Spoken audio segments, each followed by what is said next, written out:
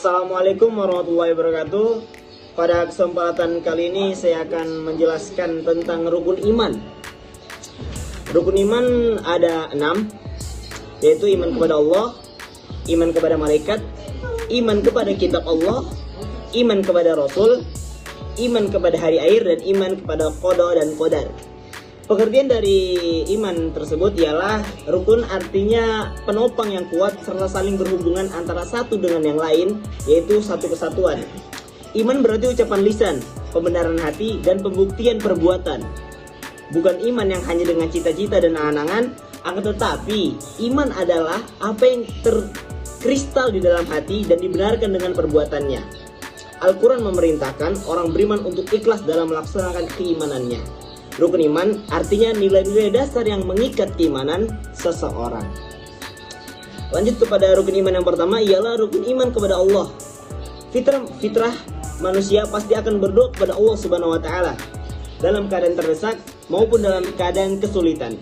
Dalam firman Allah An-Naml ayat 63 dikatakan, "Siapakah yang dapat menyelamatkan kamu dari bencana di darat dan di laut yang kamu berdoa kepadanya dengan rendah diri dengan suara yang lembut, dengan mengatakan, sesungguhnya jika dia menyelamatkan kami dari bencana ini, tentulah kami menjadi orang-orang yang bersyukur."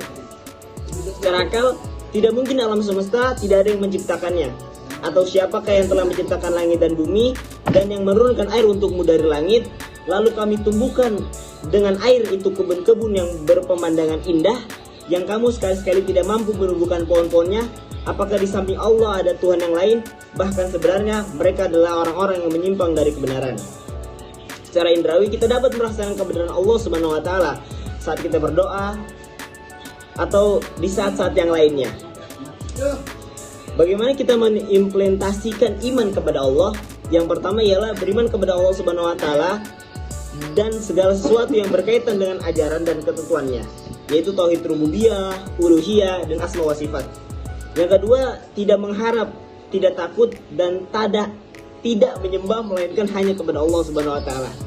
Yang ketiga ialah beribadah dan beramal dengan ikhlas kepada Allah dan menjalankan perintah dan menjauhi larangan-larangannya. Yang kedua ialah iman kepada malaikat.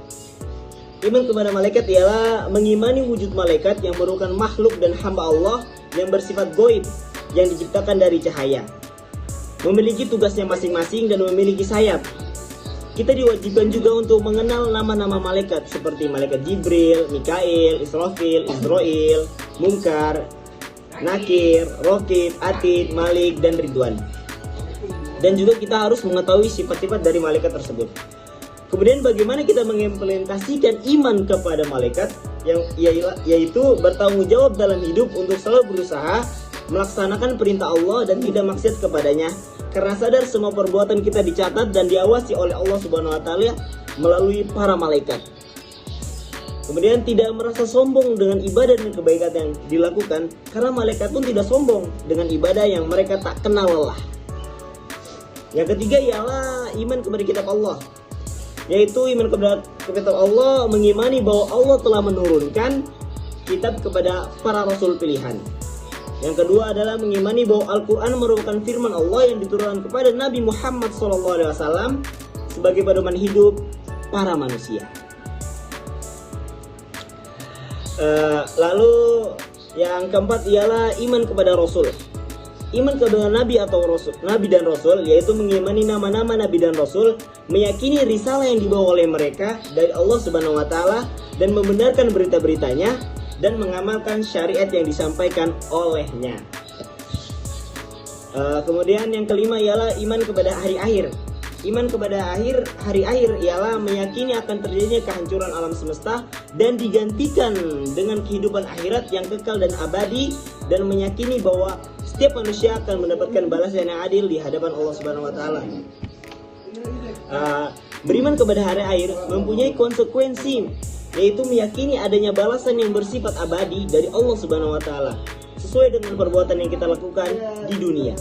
Orang yang beriman kepada akhir ialah orang yang memiliki idealisme yang tinggi dan produktif dalam menghasilkan kebaikan, tidak pragmatistik, dan menghalalkan segala macam cara untuk mencapai tujuan sesaat. Yang terakhir ialah iman kepada qada dan qadar. Arti iman kepada qadar dan qadar sendiri ialah ketentuan dan kepastian dari Allah Subhanahu wa taala atas semua makhluknya, seperti kematian, kelahiran, rizki, dan lain-lain. Iman kepada qadar dan qadar artinya mengimani bahwa semua kejadian terjadi merupakan ketentuan Allah Subhanahu wa taala, tetapi manusia wajib berikhtiar sesuai dengan ketentuannya dan hasilnya diserahkan kepada Allah Subhanahu wa taala. Ikhtiarnya bernilai pahala. Ikhtiar itu pasti bernilai pahala di sisi Allah.